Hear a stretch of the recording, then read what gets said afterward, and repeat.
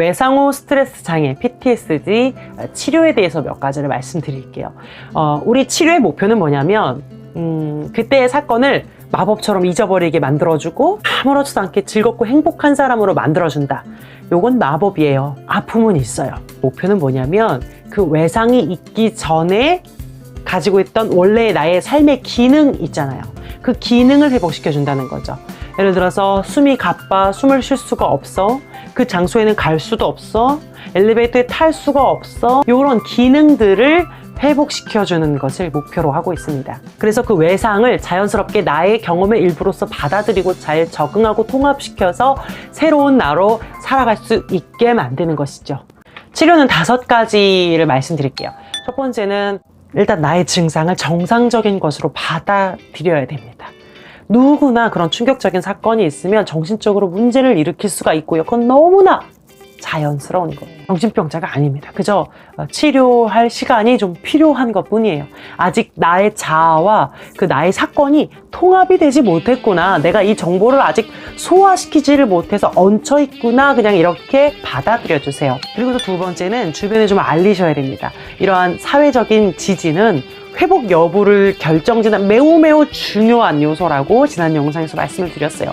내 가족이나 친구나 이웃이나 뭐 그들의 이해와 격려, 지지, 위로, 정신적, 물질적 도움 이런 것들이 있다면 충격에서 벗어나는데 아주 큰 도움이 됩니다. 들어주시는 분들도 아이고 저렇게 힘든 일을 당했는데 내가 뭐 가만히 있는데 하고 무슨 도움이 되나 싶겠지만 그냥 계속 같은 말이라도 듣기만 하시면 돼요.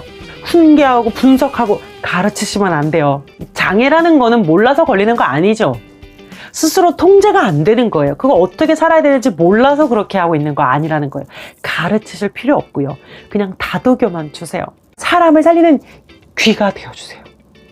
그리고 환자분은요, 같은 말이라도 좋으니까 계속해서 자신의 감정을 털어놓으세요. 일단 내가 살고 봐야 돼요. 그래야 내가 회복되어서 나처럼 힘든 사람들을 나도 도우면서 살아갈 수 있고 그게 가장 덜 미안한 겁니다. 그리고 나와 같은 경험을 한 사람들의 모임 같은 것이나 뭐 단체 같은 것에 참여하는 것도 꽤 좋은 방법입니다. 찾아보면 있을 거예요.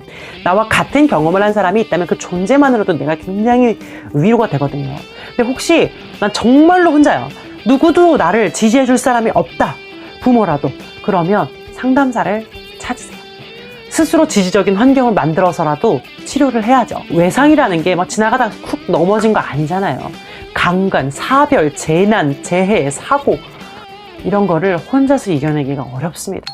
그리고 치료를 위해서 3번째는 회피하지 마시고 내가 당한 그 사건과 감정들, 생각들을 그냥 생생하게 끌어내서 떠올리세요. 아예 없던 걸로 치자. 그래서 어떤 게 되냐고요. 안 되잖아요. 어차피 그 일은 나에게 일어난 일이고 내 경험이야. 그건 거부할 수 없는 사실이에요. 그러면 어떻게 해야 돼요? 그냥 끌어내세요. 그래서 그거를 그냥 막 정화시켜야 돼요. 분노면 분노, 슬픔이면 슬픔, 증오면 증오, 원망이면 원망. 그거를 표출을 하셔야 돼요. 내 속에서 소화를 시켜야 돼. 그래야 무의식 중에 떠다니지 않습니다. 그리고 이건 좀 더 적극적인 방법인데요. 노출이라고 하는 기법입니다.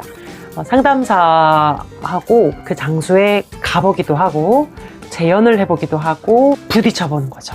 그러면서 봐라, 그때는 여기에서 그 일이 일어났지만 지금은 그렇지 않잖아. 지금 아무 일도 없이 갔다 왔지. 어때?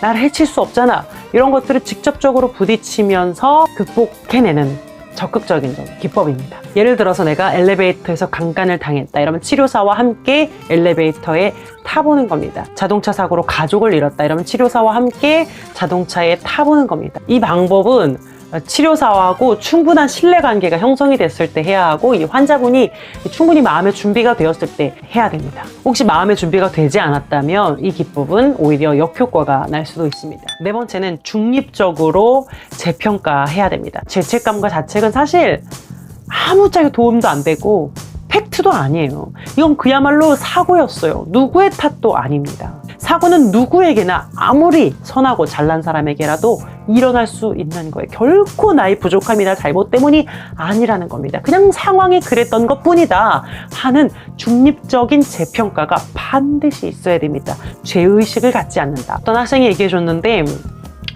학교에 시험 문제 이런 게 나왔대요.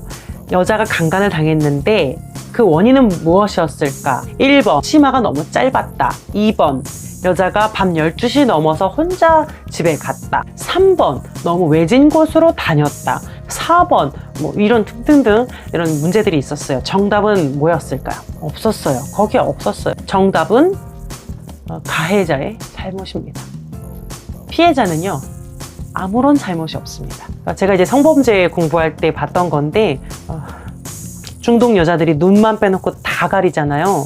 근데도 남자는 그 여자를 강간할 수 있는 마음을 품을 수 있고요. 수도원 같은데 이런 데는 아예 여자가 없고 남자끼리만 사는데도 여자가 눈에 보이지 않아도 이미 마음으로 남자가 강간을 저지른다라고 하잖아요. 그 말은 여자의 생김새 때문에 강간을 저지르는 게 아니라 범죄자들의 범죄 심리가 문제인 거죠. 절대로 여자의 잘못이 아닙니다. 내가 짧은 치마를 입든지 말든지, 내가 화장을 짙게 하든지 말든지, 내가 왜 그거를 범죄자 생각해서 고려해서 다녀야 돼요? 내가 이렇게 생기겠다는데, 내가 이렇게 입겠다는데 범죄자의 성적 충동까지 내가 고려하면서 살아야 됩니까? 전혀 아니야. 여러분은 잘못한 거 없습니다. 그리고 사랑하는 이가 죽었다. 결코 여러분 때문에 죽은 게 아닙니다. 사람이 살고 죽는 문제는 굉장히 복합적인 거예요.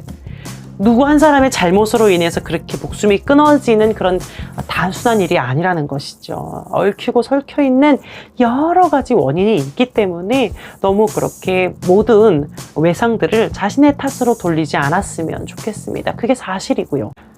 마지막 5번째로는 나에게 왜 이러한 일이 일어났는가, 나는 그럼에도 불구하고 살아갈 이유가 있다면 그것은 무엇일까 하는 삶의 의미를 찾는 것입니다. 삶의 목적이나 의미를 가지고 있는 사람은요, 그렇지 않은 사람에 비해서 무슨 질병이든지 훨씬 잘 회복이 된다고 해요.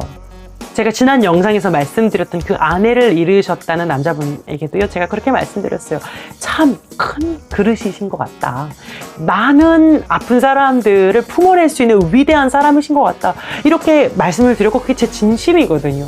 만약에 저도 어린 시절에 아무 문제 없이 평탄하게 범생이로만 그냥 그렇게 행복하게만 컸다면요, 제가 이쪽 일을 하면서 마음을 다하지 못했을 수도 있고 기계적으로 했을지도 몰라요. 훈계나 해가면서 애들 말 무시하면서 그런 어른이 되었을지도 모르겠죠. 공감 능력도 떨어질 거고. 그런데 나의 그러한 상처와 아픔이 오늘날 이렇게 빛을 발하고 있잖아요.